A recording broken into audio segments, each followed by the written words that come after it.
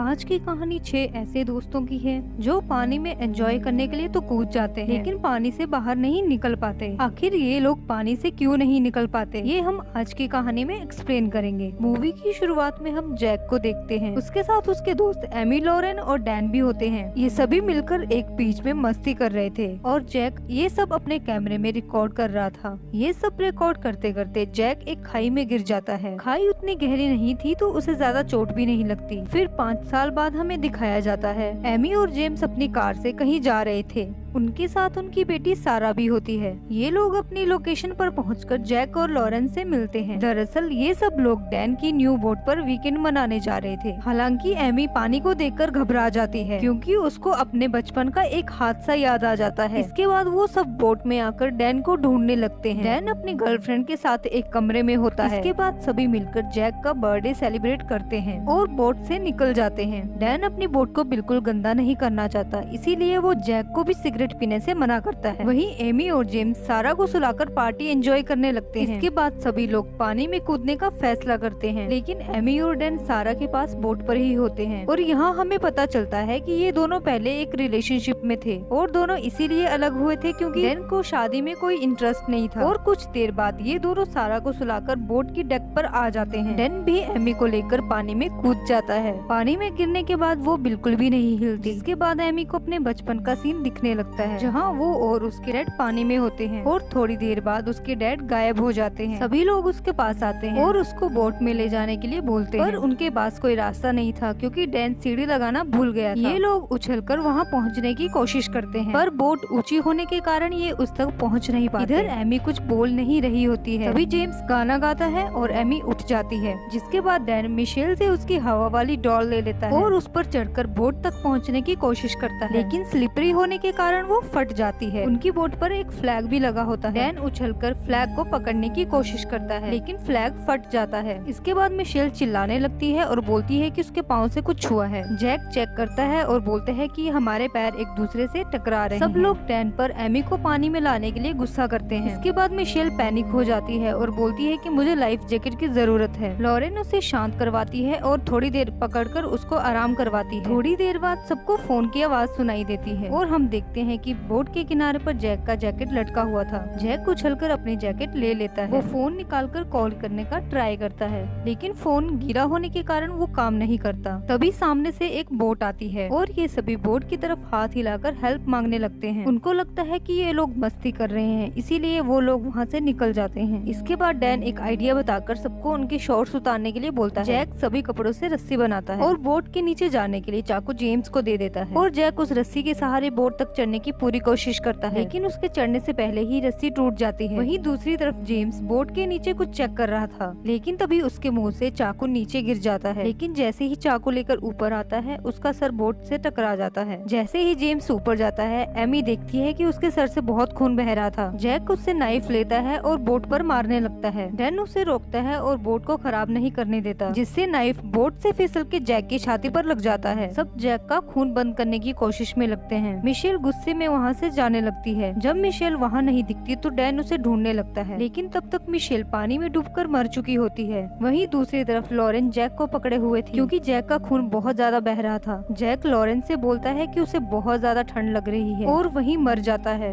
इसके बाद जेम्स गुस्से में डैन को मारने लगता है क्योंकि उसकी वजह से ही उसको चाकू लगा था। इसके बाद डैन बताता है कि ये बोट उसकी नहीं बल्कि उसकी बॉस की है और सबसे माफी भी मांगता है क्योंकि उसने झूठ बोला। इसके बाद एमी और जेम्स लॉरेन को जैक की बॉडी छोड़ने के लिए बोलते हैं। इसके बाद लॉरेन उनसे सबसे पास वाली जमीनी जगह पर जाने के लिए बोलती है। एमी बोलती है कि उन्हें नहीं पता कि वो जगह कितनी दूर है और जेम्स की हालत भी बहुत खराब है। इसके बाद लॉरेन एमी को गले लगाकर उस जगह के लिए निकल जाती है। उधर सारा की रोने की आवाज सुनकर एमी डिसाइड करती है कि वो चाकू ढूंढेगी ताकि बोट में सुराख करके उसके जरिए ऊपर तक जा सके। तभी डैन बोलता है कि अब इतने पानी में हम चाकू कैसे ढूंढेंगे, लेकिन एमी हार नहीं मानती और बोलती है कि कुछ भी करके हमें चाकू ढूंढना पड़ेगा। जिसके बाद डैन खुद चाकू ढूंढने का डिसाइड करता है। यहाँ पे जेम्स एमी को बोलता है कि उसे बहुत ज्यादा तेज नींद आ रही है और वो काफी थक भी चुका है। थोड़ी देर में बारिश भी स्टार्ट हो जाती है। एमी जेम्स को उठाने की कोशिश करती है पर वो नहीं उठता, जिससे वो दुखी होकर बहुत ज्यादा रोने लगती है। उधर डैन को भी उसकी मौत के बारे में पता चल जाता है, पर एमी के पास जाने की उसकी हिम्मत नहीं होती, इसीलिए वो चाकू ढूंढना चालू रखता है। और एमी भी कुछ देर बाद जेम्स की बॉडी को पानी में छोड़ देती है। बारिश और तूफान में भी डैन चाकू को ढूंढ ही रहा था और काफी थक भी चुका था। एमी उसे अपनी लाइफ जैकेट के सहारे बोट तक ले आती है। डैन के पास डाइव ग्लासेस भी होते हैं। डैन गुस्से में जोर जोर से चिल्लाने लगता है और उन ग्लासेस को बोट पे मारने लगता है, क्योंकि इस सब का कसूरवार वो खुद को ही मान रहा था। ग्लासेस को जोर जोर से मारने से उसका कवर भी निकल जाता है और उस ग्लास के टूटे हुए टुकड़े को वो उस जगह लेके जाता है जहाँ जैक ने चाकू मारा था और उस टुकड़े को वहाँ फंसा देता है। फिर एमी को बुलाकर उससे ऊपर चढ़ने को बोलता है, लेकिन एमी ऊपर तक नहीं पहुँच पाती और फिसलकर नीचे गिर जाती है। एमी हार नहीं मानती और बार बार ट्राई करती रहती है और इतना ट्राई करने के बाद आखिरकार एमी बोट तक पहुँच जाती है और लैडर को भी नीचे कर देती है ताकि डैन भी ऊपर आ सके। इसके बाद एमी सारा के पास चली जाती है और उसको सुलाने लगती है। थोड़ी देर बाद एमी देखती है कि बोट से डैन की कोई आवाज नहीं आ रही है और जब बाहर आती है तो देखती है कि डैन बोट पर चढ़ा ही नहीं है। डैन गिल्ट में था और सोचता है कि उसकी वजह से ये सब हुआ है, तो वो बोट पर नहीं चढ़ता। एमी चिल्लाकर डैन को आवाज देती है, लेकिन डैन पानी के बहाव के साथ बहुत दूर जा चुका था और थोड़ा सोचने के बाद एमी डैन को बचाने के लिए पानी में कूद जाती है। पानी में कूदने के बाद उसे अपने बचपन की याद आने लगती है, जिसमें उसके डैड पानी में डूब गए थे और वो उन्हें नहीं बचा सकी थी। इसके बाद हम एक आदमी की बोट को देखते हैं जो डैन की बोट के पास जा रही थी और वो आदमी देखता है कि उस बोट की लैडर्स भी नीचे थी, किसी ने भी उसको ऊपर नहीं किया था